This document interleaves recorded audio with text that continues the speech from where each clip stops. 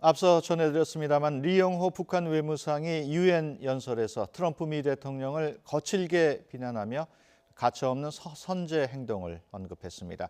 같은 날 미국은 무력 시위를 펼치며 북한에 강력한 경고를 보냈습니다. 한반도를 둘러싼 군사적 긴장이 극도로 고조되고 있는데요. 신범철 국립외교원 교수 그리고 정영태 동양대 통일군사연구소장과 함께 관련 내용을 살펴보겠습니다. 안녕하십니까? 안녕하십니까?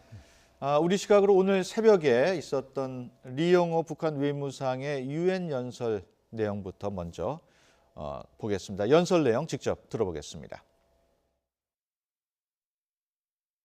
트럼프와 같이 과대 망상과 자고자대가 겹친 종신 이상자, 미국인들마저 고통만을 불러온다고 최고통 사령관, 거짓말의 왕초, 악의 대통령, 미국과 그 추종 세력이 우리 공화국 지도부에 대한 참수나 우리 공화국에 대한 군사적 공격 기미를 보일 때에는 가차없는 선제 행동으로 예방 조치를 취할 것입니다. 철두철미 미국의 핵 위협을 끝장내고 미국의 군사적 침공을 막기 위한 전쟁 억제력이며 최종 목표는 미국과 힘의 균형을 이루는 것입니다. 네, 정신 이상자 악의 대통령 리영호 북한 외무상이 트럼프 대통령에 대한 인신 공격으로 주로 연설을 시작을 했습니다. 트럼프 대통령이 앞서서 지난 19일 기조 연설을 통해서 김정은을 로켓맨이라고 얘기를 하고 북한을 완전 파괴하겠다고 언급을 했는데 이 연설에 대한 맞불로 한 게 아니냐 이런 해석이 있는데 어떻게 보십니까? 네, 뭐 형식상으로는 맞불이죠. 그런데 이번에 이영호 외무상의 그 발언 자체는 굳이 트럼프 대통령이 그런 식으로 하지 않았던 치더라도 예. 미국에 대해서 여러 가지 뭐 북한을 군사 공격의 어떤 기미를 보인다든가 또 그런 언사라든가 또 움직임 이런 데 대해서 강하게 비판을 하면서 예. 자기들은 그 자위적 조치로서 핵 미사일을 지금 개발하고 있노라. 그렇기 때문에 미국이 이렇게까지 강하게 비난하고 또 위협하는 데 대해서는 정당성이 없다. 예. 여기에 초점을 뒀을 터인데 그러나 이제 어떻든 그 트럼프 대통령이 직접적으로 유엔 총회에 나와서 실적으로 북한의 그 핵미사일 개발 자체의 부당성 그것을 가지고 또 실질적으로 이 태평양상에 있는 그런 그 미국 자체를 그 군사적으로 공격하겠다고 위협하는 그 자체는 예. 굉장한 도발적인 망언인 만큼 거기에 대해서 이제 강하게 비난을 했죠. 또 여기에 대해서 이제 맞받아치는 뭐 형식상으로는 그렇게 볼 수가 있겠죠. 네. 신 교수께서는 이번 연설 어떻게 보셨습니까? 뭐 마찬가지로 저도 그렇게 봤는데요. 기본적으로 미국과 1대1 구도를 만들고 싶어하는 것 같았습니다. 예. 그래서 이 시작 자체도 트럼프 대통령이 망발을 입에 담았는데 우리도 거기에 대해서 대응하지 않을 수 없다. 이런 식으로 이제 말을 이끌어가면서 트럼프 대통령에 대한 악담을 계속해서 전개했는데요. 예. 기본적으로 자기들은 핵을 포기하지 않을 것이고 이것은 뭐 미국의 북한에 대한 그 적대시 정책이 있기 때문이다 하면서 자기 정당성을 계속 늘어났습니다. 예. 그렇기 때문에 뭐 이것은 뭐 특별한 뭐 북한의 새로운 입장이라기보다도 자신들이 계속 견제하고 있는 입장을 계속 강조하는 것이고 이번 경우 같은 경우는 특히 트럼프 대통령이 며칠 전에 언급한 것이 있기 때문에 거기에 대해서 아주 강한 어조로 비판을 했다 이렇게 볼 수 있겠습니다. 예. 그동안 북한은 유엔 연설에서 핵 개발 프로그램의 자위적인 정당성을 주장을 하고 미국을 비판을 해왔습니다. 그런데 이번에는 미국 대통령 개인에 대한 인신 공격을 한 것으로 보이는데요. 과거에도 미 대통령에게 인신공격성 발언을 한 적이 없는 건 아니죠. 예, 뭐 오바마 대통령 당시에도 참 입에 담기 어렵게 뭐 이렇게 흑인이기 때문에 원숭이라는 표현도 했고 뭐 예. 잡종이라는 표현도 했고 그런 식으로 악담을 하는데요. 참 그것은 가만히 보면 이 북한의 외교적 수준을 어떻게 보면 이야기한다 그렇게 예. 이렇게 보여주는 것 같습니다. 기본적으로 국제 관계에서 지켜야 되는 그러한 룰 같은 것이 있는데 북한은 자기 주장을 워낙 강하게 하다 보니까 그런 선을 지키지 않는 모습을 종종 노출하곤 했는데 이번 유엔 연설도 사실 그렇기 때문에 오히려 호응을 더 얻지 못하는 그런 결과를 낳았을 거라고 생각합니다. 예. 이런 인신 공격은 어떻게 봐야 될까요? 사실 그 북한이 하는 그 인신 공격 자체는 우리가 단순히 이게 나름대로 그 외교적 기술이라기보다는 예. 소위 그 공산주의 사회주의 체제 이런 데 있어서 어떤 그 선전선동의 한 수단으로 이것을 우리가 보는 것이 타당할 네. 것 같아요. 우리 일반 보통 국가들은 뭐 외교적인 어떤 그런 여러 가지 뭐 협상력이라든가 이런 것을 제고하기 위해서 아니면 또 여러 가지 새로운 환경을 창출하고 또 이목을 끌기 위해서 소위 이제 여러 가지 형태의 그 연설을 하는 것이 이제 보통이라고 한다면 예. 그러나 북한의 경우는 일단 그 대내적으로 이 체제를 유지하는데 소위 정권을 유지하는데 도움이 되는 형태로 강하게 상대방을 비난함으로써 그다음에 반대급부로 자기들이 올라가는 예. 아니면 상대방을 이제 완전히 죽이고 그다음에 자기 스스로 했던 그 결집력을 내부적으로 결속력을 다지는 그런 하나의 술수로 이래 볼 수가 있죠. 예. 그럼 이번 경우도 마찬가지입니다.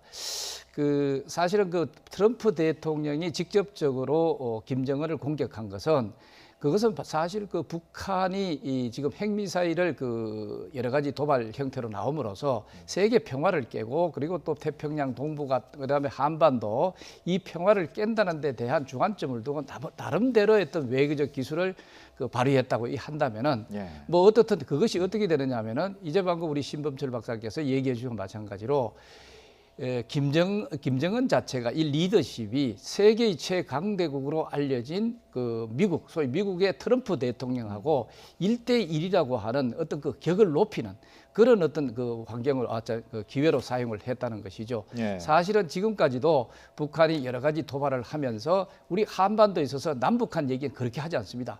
계속 하는 게 뭐냐 하면은 미북 간의 핵 대전이라고 얘기를 합니다. 예. 그렇게 이렇게 동치를 시킴으로써 소위 김정은 정권을 자꾸 공고화시켜 나가는 예. 하나의 술수로 이런 선전선동적인 표현이 이번뿐만 아니고 지속적으로 유지되고 있다는 것이 좀 다른 점이라면 다른 점이라 할 수가 예. 있겠죠. 리용호 외무상 또 다른 얘기도 했습니다. 미국이 군사 공격을 할 기미가 보이면 가차없는 선제 행동을 하겠다 이런 말도 했고요. 또 최종 목표는 미국과 힘의 균형을 이루는 것이다 이렇게 얘기를 했습니다. 선제 행동을 하겠다 이런 발언을 전에도 한 적이 있습니까? 사실 이 선제 공격이라고 얘기하는 그 자체는 군사적 나름대로의 그 자신감이 뒷받침이 되지 않으면 함부로 쓸 수 있는 것이 아닙니다. 예. 그렇기 때문에 이번에 선제 공격하는 게 거의 처음 쓸 수 있는 그런 단어인데 물론 이제 비슷한 용어라서 예. 여러 가지 선전선동적인 그런 발언은 했습니다만은 예. 선제 공격이라고 하는 것은 그야말로 군사 전문 용어입니다. 이게 바로 뭐냐면 상대가 공격을 할 기미가 보이면은 이것을 사전 타격하는 소위 네. 프리엠티브 스트라이크라고 얘기를 하죠. 네. 이것은 사실은 서방적인 표현이기도 하고 전문적인 표현이라고 합니다. 자, 이것은 바로 뭐냐면 자기들이 그만큼 핵 미사일 자체의 그 능력에 자신감이 있다는 것을 드러내면서 이 기회를 확보해가지고 이것을 사용하는 것이죠. 이렇게 본다면은 이번에 최초로 사용했는 그런 용어가 아닌가 이래 볼 수 있죠. 물론 다른 데서는 표현이 있을 것이나 그러나 유엔 총회에서 이런 직접적인 표현 자체는 예. 좀 이례적이다 이래 볼 수가 있습니다. 예. 선제 행동 발언 어떻게 보셨습니까? 예, 저도 이제 북한이 이제 자신들의 핵 능력이 고도화되면서 보다 공세적으로 이렇게 표현을 하고 있구나 그런 생각을 했습니다. 예. 사실은 작년 연설만 해도 중점은 우리들은 핵을 포기하지 않는다. 이게 이용호 외상의 핵심 내용이었거든요. 근데 이번에는 지금 상황에 북한의 핵실험과 추가적인 유엔 제재도 있고 트럼프 대통령의 북한에 대한 언급도 있었지만 보다 공세적으로 나가고 있다. 그런 예. 모습을 볼 수 있고요.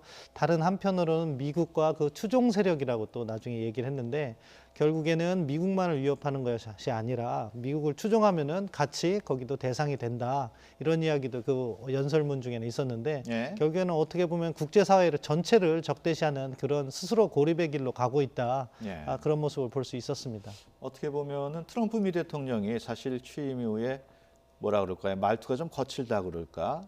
거침없이 내뱉는 스타일인데 그런 게 또 영향을 미치다고 볼 수는 없었을까요? 영향을 미쳤다고 볼 수는 있을 겁니다. 왜냐하면 네. 북한 체제 자체가 최고 존엄이라고 하는 김정은에 대한 언급에 있어서는 부하 지금 뭐라고 할까요? 다른 사람들이 그걸 간과할 수는 없거든요. 예. 그 체제 내에서. 그렇기 때문에 김정은에 대한 언급이 있었기 때문에 더 강한 어조로 트럼프 대통령을 비난하고 예. 또 미국을 비난하고 또 자신의 입장을 공세적으로 가져갔을 가능성은 배제할 수 없다고 생각합니다. 예. 리용호 북한 외무상 이런 말도 했습니다. 트럼프가 우리 국가의 최고 존엄을 로켓과 결부하여 모독하려 했지만 오히려 전체 미국 당이 우리 로켓의 방문을 피할 수 없게 만드는 과오를 저질렀다. 이렇게 얘기를 했는데요. 로켓의 방문이라는 용어를 썼어요. 이거 어떻게 봐야 됩니까? 그게 이제 이 로켓이라고 하는 것은 그야말로 운반 수단이죠. 그 네. 운반 수단을 방문한다고 그런 식으로 쏘겠다는 그런 뜻이고, 네.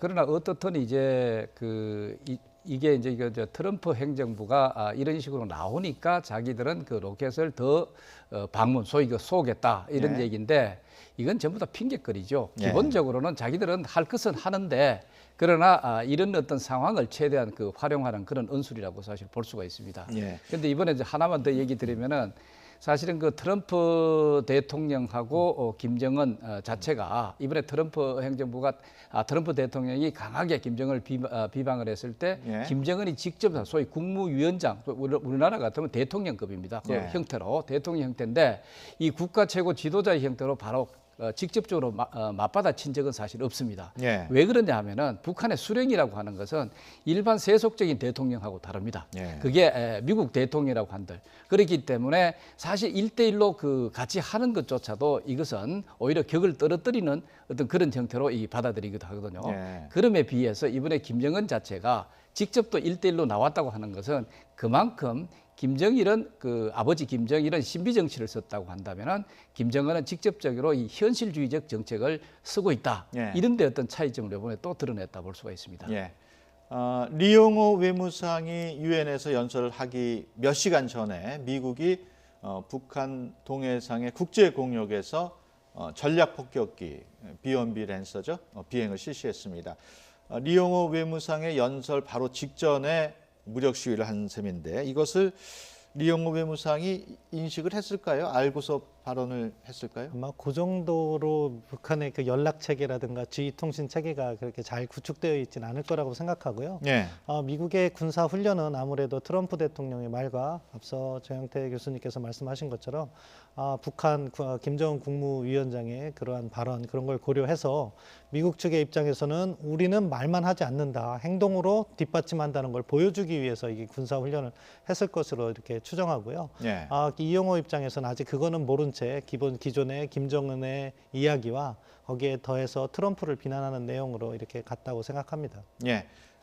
B-1B 랜서 폭격기가 휴전선을 넘어서 공해상 깊숙이 들어갔다고만 예. 얘기를 했는데 정확하게 어디까지 갔는지는 저희가 알 수가 정확하게 알 없고. 수가 없는 거죠. 어떻게 봐야 될까요? 미국의 이런 행위를. 이제 그만큼 소위 이제 방금 얘기하신 것과 마찬가지로 트럼프 대통령이 그 김정은 정권을 직접적으로 위협하는 것은 말로만 끝나는 것이 아니다. 네. 이것을 단순히 트럼프 대통령이 김정은을 비난하고 김정은이 트럼프 대통령을 비난한다 해서 말 장난을 하고 있다 하는 이런 식으로 우리가 단순히 넘길 것이 아니다는 것이 여기에서 드러납니다. 예. 비록 이제 트럼프 대통령이 좀 더 과격한 그런 용어를 썼지만 사실 그랬지 않습니까? 이번 유엔 총회에서 트럼프 대통령이 직설적인 표현으로 소위 그 김정은 정권의 그 디스트로이 이게 그 파괴시키겠다는 이런 얘기를 했을 때 총회 분위기가 싸늘했다 이래 얘기를 하거든요. 예. 그것은 뭐냐? 미국의 대통령이 함부로 섣불리 얘기하는 것이 아니다는 것을 반증하는 것이죠. 예. 또 이번에도 이 B-1B를 이걸 실질적으로 북한 깊숙이 보냈다는 거 아마 휴전 협정 이후로는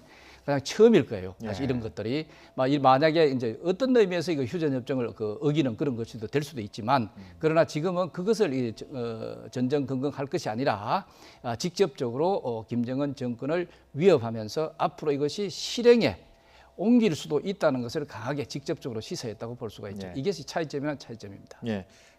B-1B 랜서 죽음의 백조라고도 알려져 있는데 어떤 폭격기인지는 우리 일반 시청자들이 자세히는 모르거든요. 좀 소개를 해주시죠. 예, 미국의 전략 폭격기라고 해서 세 종이 가장 이렇게 부각되고 있습니다. 하나는 네. 지금 말씀하신 B-1B고 다른 하나는 B-2 기능인데 이거는 스텔스 기능으로 핵무기를 갖다가 장착하는 특징이 있고요. 그리고 네. B-52 이거는 다량을 투사하는 건데 예. 비연비의 특징은 일단 가장 많은 폭탄을 탑재할 수 있고 예. 또 가장 빠릅니다. 그러니까 화면에 나오는 것처럼 비행기가 날렵하게 생기지 않았습니까? 예. 그래서 괌에서 출발하면 뭐 한반도에 2시간 이내로 도착할 수 있는 그런 기동성을 가진 전폭기로서 예. 특징이 있고요. 이번 같은 경우에도 실질적으로 훈련이라고 하지만 김정은의 위치를 파악하고 있다면은 저 비행기 전폭기에서 그 뭐 정밀 유도 무기로 바로 참수 작전을 이행할 수 있는 예. 그 정도로 그 파괴력이 강한 그 폭격기라고 볼 수 있겠습니다. 예. 이런 B1B 랜서를 동해상 깊숙이 띄운 이유 어떻게 봐야 될까요? 북한에 대해서 경고를 보냈다고 봐야 되겠죠? 예, 이제까지 트럼프 대통령이 북한에 대해서 강하게 소위 경고를 한 그 내용 자체가 그야말로 말 장난이 아니라 네. 이것이 그 실행에 옮길 가능성이 사실 높다고 하는 것을 어떤 의미에서 행동으로 보여줬다 이래 볼 수가 있게 되겠죠. 네. 그렇기 때문에 사실은 그 트럼프 대통령의 말과 그리고 또 김정은의 맞받아치는 말 이것을 동급으로 생각을 해가지고 그냥 말장난으로 치부하기에는 사실 지금 현 상황 자체가 굉장히 엄혹하게 네. 전개되고 있다는 것도 또 시사하는 바라고 볼 수가 있죠. 예. 같은 날 공교롭게도 북한 핵실험장에서 20여 킬로미터 떨어진 지점에서 지진이 발생을 했습니다. 북한이 또 핵실험을 한 거 아니냐 이런 우려도 있습니다만 일단은 자연 지진이라는 분석이 나오고 있습니다. 일단 지금까지는 자연 지진이라는 분석이 타당성을 얻고 있는 것 같아요. 예, 뭐 중국이나 일본에서 인공지진 이야기를 했는데 수정을 했습니다. 예. 그러니까 자연 지진인 것 같고요. 그 뭐 지진에는 P파와 S파가 있는데 인공지진 같은 경우에는 P파가 더 먼저 크게 부각되고 자연 지진 같은 경우는 S파가 더 부각된다고 하는데 예. 아마 그 지진의 강도가 낮기 때문에 처음에 분명하게 이걸 판단하기 어려웠던 점이 있었던 것 같습니다. 예. 실제로 보면 2007년에 북한이 1차 핵실험을 했을 때도요. 예. 그때도 지진 강도는 3.9였습니다. 지금 이번에 뭐 3.2 이렇게 나오는 거 보니까 예. 뭐 아주 핵실험에는 전혀 못 미치는 것이고 그 강도가 약하다 보니까 뭐 P파와 S파의 구분이 확실치 않아서 이렇게 착오가 있었던 것 같은데 예. 지금은 자연 지진으로 이렇게 합의가 이루어진 거로 알고 있습니다. 예. 그 6차 핵실험의 여파에 따른 지진이다 이런 분석도 있었어요. 사실 그게 가장 우려되는 것이죠. 네. 지금 북한은 거의 그 같은 장소, 비슷한 장소에서 6차례나 그 핵실험을 했고 그것도 자기들이 표현대로 한다면 수소폭탄을 그 실험을 했다. 이런 정도까지 했다고 한다면은 이것은 실질적으로 자연 지진을 유발할 수 있는 그런 그 요인이 충분히 될 수도 있겠다고 하는 것이 이번에 나타나는 하나의 여파가 아니냐 이런 네. 생각에서 해볼 수가 있죠. 이건 뭐 유추적인 해석인데 그러나 충분히 이전에도 이것에 대한 여러 가지 그 지진 전문가들이 이런 데 대한 경고도 또 한 바가 사실 있습니다. 예. 그것에 대해서 이제 북한이 이제 앞으로 6차, 7차, 8차로 예를 들어서 하게 된다면은 같은 장소에서 과연 할 수 있을까 하는 것은 북한 당국에도 상당한 시사하는 바가 있지 않겠느냐 하는 그 평가도 해볼 수가 있죠. 네. 조금 다른 얘기를 해보겠습니다. 중국이 유엔 안보리 대북 제재 결의 2375호에 따라서 북한에 대한 석유 제품 수출 그리고 북한산 섬유 제품의 수입을 제한하겠다 이렇게 밝혔습니다. 이 조치가 과연 북한에게 어느 정도 큰 타격이 될까요? 저는 큰 타격은 입힐 수 있지만 뭐 예. 당장 북한을 대화로 복귀시키기에는 약간 부족하다 이렇게 평가하고 싶은데요. 예. 기본적으로 이제는 시간 싸움인 것 같습니다. 이러한 조치들이 사실은 효과가 있습니다.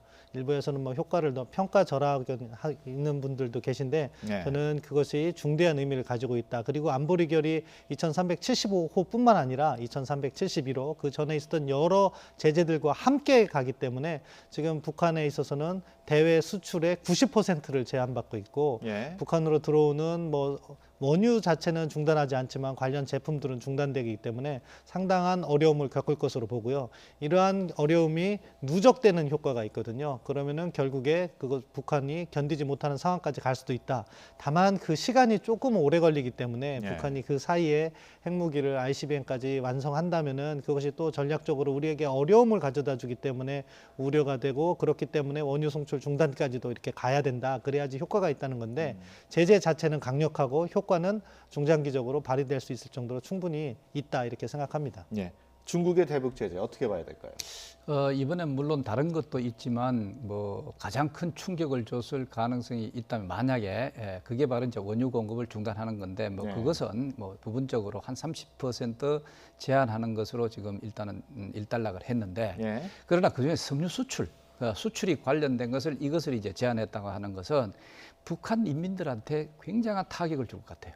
왜 그러냐면은 지금 북한의 경제가 우리가 한국은행의 어떤 그 평가에 따르면은 요새는 뭐 조금 더 그 성장을 해 나가고 있다 이런 얘기를 하는데 그게 많은 부분이 이런 석유 수출과 관련된 것이다. 왜냐하면은 북한 사람들은 우리 그 대한민국 사람들 못지않게 이런 기술이 굉장히 좋아요. 그러면 네. 중국에 있는 여러 가지 그 의류라든가 이런 것을 사다가 그대로 그것을 뜯어서 다시 그 디자인을 해가지고 그걸 중국에 판다는 거죠. 아니면 북한 내부에 판다는 거죠. 이런 것으로 해가지고 작은 기업들 그리고 또 집에 수공업들 이런 것들이 굉장히 발전되어 가면서 이것이 이제 상당한 부분 북한의 지금 인민 경제를 좀 네. 이끌어가는 그런 측면이 있는데 이것이 완전히 차단되는 물론 뭐 음성적으로 또 이것이 이루어질 수는 있겠지만 그러나 공식적으로는 거의 뭐 차단된다고 봐야 되겠죠. 네. 이렇게 된다면은 북한 주민들을 굉장히 술렁이게 하는 그런 요인이 될 수 있다. 자, 이것은 우리가 궁극적으로 본다면은 우리 신변철 교수가 얘기해 주신 대로 좀 시간은 걸릴 것이나 네. 김정은 정권에 대한 어떤 직접적인 비수가 되지 않겠느냐 하는 생각이 사실 듭니다. 예, 알겠습니다. 좀 더 얘기를 나눠보고 싶습니다만은 시간 관계상 여기서 마쳐야 될 것 같습니다. 지금까지 신범철 국립외교원 교수 또 정영태 동양대 통일군사연구소장과 함께 얘기 나눴습니다. 오늘 말씀 고맙습니다. 감사합니다.